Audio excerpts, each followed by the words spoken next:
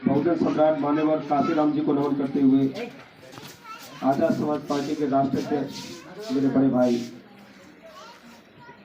Advocate Chandrashekhar Azad ji के आदेशानुसार आज ये चंद्रशेखर को उन्होंने ना किसी पार्टी की तरफ देखा, ना किसी की तरफ देखते हुए अकेले संघर्ष किया और आज वो हिंदुस्तान के अंदर पहले ऐसे सांसद है जो अपने बलबूते पे सांसद बने नहीं बने बताइए, बताइए ना।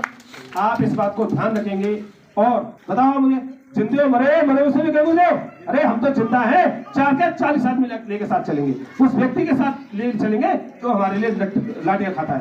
चंद्रशेखर भाई साहब ने गोली खाई, आपको याद है राजस्थान की धरती पर आए थे भरतपुर में, याद है किसी को वो समय चंद्रशेखर भाई साहब भाषण दे रहे थे उनके यहाँ से खून का, देखा होगा आपने, देखा कोई नेता कर सकता है ऐसा, कर सकता है क्या? अरे साहब हमारे समाज की विडंबना यह है कि लोग मेहनत करते हैं, संघर्ष करते हैं, लेकिन हम उनको कब याद करते हैं जब वो चले जाते हैं, चले जाते हैं ना। मैंने बाबा साहब को नहीं देखा, नहीं देखा, मेरी भी उम्र नहीं है, मैंने काशीराम जी को नहीं देखा, नहीं है, पर मैंने उनको पढ़ा है। तो हम सोचते हैं यार कितना संघर्ष किया होगा, कितना संघर्ष किया होगा। बाबा साहब ने अपने 4 बच्चों को कुर्बान कर दिए हैं। बाबा साहब गोलमेज के सम्मेलन के लिए अमेरिका जा रहे थे, है ना, और खबर आई उनके पास, लेकिन उन्होंने कहा मैं एक बच्चे के लिए करोड़ों बच्चों को नहीं छोड़ सकता। ये पढ़ने से पता चलता है। तो मैं जब पढ़ता था तो मुझे लगता था कि बाबा साहब उस टाइम बाबा साहब की धारणा क्या रही होगी, बाबा साहब ने कितना संघर्ष किया होगा, लेकिन मेरी उम्र नहीं है, मैं उनको नहीं देख पाया। मैं माननीय काशीराम जी को नहीं देख पाया जिन्होंने हमारे समाज के लिए इतना बड़ा प्लेटफॉर्म तैयार किया, नहीं देख पाया। लेकिन आज मुझे गर्व होता है कि मैं जीवन में उन्हीं से प्रेरित उनके स्वरूप को माननीय चंद्रशेखर जी को देख रहा हूं कि किस तरीके का मुझे सौभाग्य प्राप्त हुआ, मुझे सौभाग्य प्राप्त हुआ कि मैं उनका अनुयायी कैसे काम कर रहा हूं। मुझे बड़ा गर्व है इस बात का कि मैं उनके लिए काम कर रहा हूं। तो मैं मेरे समाज के लोगों से भी कहना चाहता हूं कि आप कुछ ना करें, आपसे कुछ नहीं चाहिए, बस आपका एक वोट। मैं ये भी नहीं कहता कि आप मुझे वोट देना, सच्ची बात कह रहा हूं, मैं ये भी नहीं कहता मैं वोट, लेकिन आप उस आदमी को वोट देना जो आपके लिए खड़ा रहता है, ना कि आपका चाचा मामा फूफा ताया हो। क्योंकि अगर कांग्रेस भाजपा का होगा तो उसकी विचारधारा कांग्रेस और भाजपा की ही होगी, चाहे आप उसको कितनी बार जिता लेना, वो आपके बीच में नहीं आएगा। मैं आपका ज्यादा समय नहीं लूंगा, पहले के वक्ताओं ने बहुत सारी चीजें कह दी हैं। साथियों बस मैं एक प्रण आपसे लेना चाहता हूं, अगली बार जब आजाद समाज पार्टी की भीड़ होगी तो बताइए कितने लोग होंगे, बताइए, आप ही लोग बताइए। 2 लोग मेरे साथ आएंगे। और मुंह जो रखने पर लोगों को मार दिया जाता है तो चंद्रशेखर आजाद जी जाते हैं। आप उस विचार के साथ जुड़िए, जब घोड़े पर बैठने पर आपको रोका जाता है। आपको घटना याद होगी ओम प्रकाश नेगर जी की राजस्थान के अंदर, आप शायद अखबार में देखा होगा, आपको याद होगा ओम प्रकाश नेगर जी, उन्होंने अपनी इच्छा मृत्यु से पहले एक लेटर लिखा था माननीय चंद्रशेखर जी के लिए कि अगर मेरी चिता को कोई आग लगाए तो सिर्फ और सिर्फ चंद्रशेखर जी आग लगाए। भाई उनके परिवार नहीं था, उनके बच्चे नहीं थे क्या? ये ना उनके बच्चे, पर उन्होंने ऐसा क्यों लिखा? उनको पता था कि स्वतंत्र भारत में एक ही ऐसा आदमी है जो अपने आप में स्वतंत्र है और वो वहां से कहीं पे भी होगा लेकिन मेरी चिता में आग लगाने आएगा। उनको पता था कि मेरी लड़ाई कोई लड़े ना लड़े, लेकिन चंद्रशेखर आजाद मेरी लड़ाई लड़ेगा। और मैं आपको कहता हूं इस मन से, अगर आपकी लड़ाई कोई लड़ सकता है आज के टाइम में तो वो सिर्फ और सिर्फ चंद्रशेखर आजाद लड़ सकता है। आप बुला के तो देखिए उनको, आप बुला के देखिए ना। आपने देखा होगा जब शोषण होता है तो सिर्फ चंद्रशेखर आजाद होता है, जब शोषण होता है तो सिर्फ चंद्रशेखर आजाद होता है, और जब शोषण होता है तो सबसे पहले कौन पहुंचता है? भीम आर्मी पहुंचती है। कौन पहुंचता है? भीम आर्मी पहुंचती है। तो मेरे साथियों भीम आर्मी आपके बीच में जब हमेशा पहुंचती है आपके शोषण के टाइम पे, जब वोट अभी आने वाले टाइम में चुनाव होंगे ना, आपको याद रखना है कि आप उसी व्यक्ति को वोट दें जो आपकी लड़ाई लड़े, अन्यथा पहले भी आप भेजते रहोगे, फिर शोषण होगा आपके बीच में नहीं आएगा। आपका खोलना है आपका, लेकिन क्या फायदा, भूल जाओगे। जैसे वोट आएंगे ना, अभी समय ना चुनाव में, भूल जाओगे। तो भूलना नहीं है, सवाल यह है कि भूलना नहीं है, भूलना नहीं है बिल्कुल। ये जो हमारे वोट से जीत करके संसद में विधानसभा में जाते हैं इनको याद दिलाना है। जब ये आपके बीच में आए तो उनसे सवाल होना चाहिए आपका, जैसे आप कुरकुरे के लिए बोलते ना फटाफट पैकेट नहीं लूंगा, आपका सवाल होना चाहिए जब आप संसद से खड़े होकर आपका नेता हमारे बाबा साहब का अपमान कर रहा था तब कहां थे आप? आपने उनका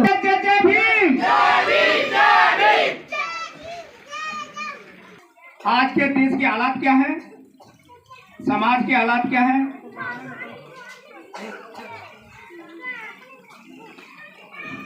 तो आए दिन आज के समय अन्याय अत्याचार हो रहे हैं। हमारे बीच में हमारे हक और अधिकार को दबाते हुए चले आ रहे हैं, आज तक ऊपर नहीं उठने दिया। तो हमारे बीच में बाबा साहेब समय समय पर अकाल शक्तियां पैदा हुई हैं। बाबा साहेब, उनके बाद में साहब काशीराम, और तीसरी शक्ति तो भाई चंद्रशेखर आजाद है, जो आज अन्य अत्याचार से देश के किसी भी कोने में होता है वहां पहुंचते हैं। तो भाइयों, आप भी समझ लो, बाबा साहब के मूल मंत्र हैं शिक्षा, संगठन और संघर्ष। तो सबसे पहले शिक्षा, संगठन और संघर्ष। तो देखिए, हम आपके गांव भागीरपुरा में जगाने के लिए, तो हम तो जगा रहे, कुछ आप भी जगो। क्रांतिकारी जय भीम। सबसे पहले बाबा साहब के चरणों में नमन करते हुए और यहाँ पे आए सभी पिता तुम मेरे बुजुर्ग लोग और माता बहनें, सबके लिए मेरा क्रांतिकारी जय भीम। मैं अनमोल गौतम बसेरी से आपके गांव में आया हुआ हूँ और आजाद समाज पार्टी के सभी कार्यकर्ताओं के साथ कंधा से कंधा मिलाकर चलने का पूरा मेरा हौसला है कि मैं मतलब अपना पूरा योगदान दूँ अपनी तरफ से, जहाँ तक हो इतना। और मैं ये भी उम्मीद चाहता हूँ कि जैसे आप लोग गांव के सभी लोग हैं तो अपने भीम आदमी आजाद समाज पार्टी को, भाई एडवोकेट चंद्रशेखर आजाद जी को सपोर्ट करें। और बस यही कहना चाहूँगा, जय भीम। बहुत जिलाध्यक्ष राजकुमार जी आए। जय भीम साथियों, सबसे पहले बाबा साहब के चरणों में नमन करते हुए शर्म मिलाकर और मैं आपके सामने समक्ष काम करूंगा। और आपको कोई भी समस्या ऐसी आती है सामाजिक संगठन की तरफ से तो आप मेरे को व्यक्त करा सकते हैं, हम उसका समाधान भी निकालेंगे। जय भीम। ये सब बाबा साहब की देन है। शिक्षित बनो, संगठित रहो, आपको संगठन में रहना है, संगठन बना के रहना है। और उसके बाद में जब आपका संगठन बन जाएगा फिर आपको संघर्ष करना है। संघर्ष करने का मतलब ये है कि ये शिक्षा ले ली हमने और संगठन बना लिया, आपस में कुश्ती नहीं लड़ना है। संगठन, ये संघर्ष करने का मतलब ये है कि जो हमारी परेशानियां हैं, जो अच्छी मान्यताएं हैं, जो अच्छी चीजें हैं जो विलुप्त हो गई, हमसे दूर हो गई, उसके लिए हमको संघर्ष करना है। इन 3 विचारों को लेकर के हमको आगे बढ़ना है और इससे इन चीजों को लेकर के आगे बढ़ेंगे। बाबा साहब ने हमको ये सारे ज्ञान देकर के, ये शिक्षाएं देकर के हमको आगे बढ़ाया और पूरे जीवन पर्यंत